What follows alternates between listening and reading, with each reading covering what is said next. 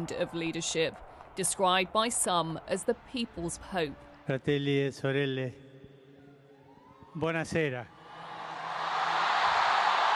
Willing to welcome those who'd felt shunned by the Catholic Church, winning him global adoration, but also huge criticism from conservatives within, leaving questions about the lasting impact of his legacy.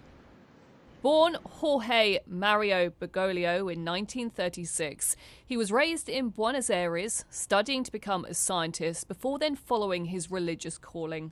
In 1969, ordained as a Jesuit, almost 20 years later, becoming Archbishop of Buenos Aires. It was in 2013 that he was chosen.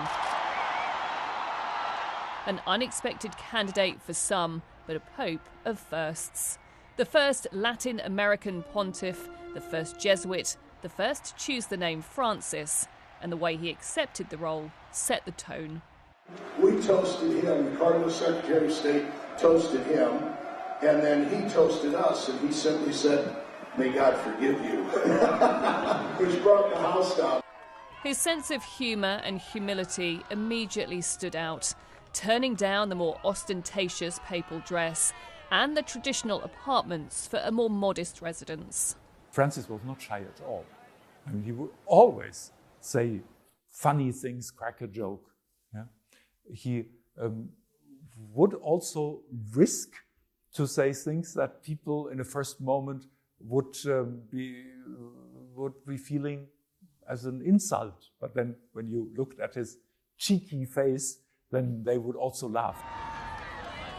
Spiritual leader of 1.4 billion Catholics, symbolic figurehead on the world stage. I think we haven't get to waiting. I think we haven't run through the presidency. Pope Francis was never more comfortable than in the company of the poor.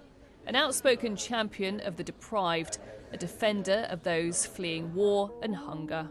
Let us treat others with the same passion and compassion with which we want to be treated.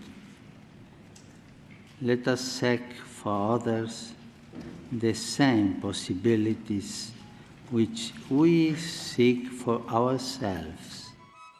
His progressive stance was also reflected in his views on the environment, delivering a landmark report declaring the climate crisis a moral issue. We must side with the victims of environmental and climate injustice, working to put an end to the senseless war against our common home.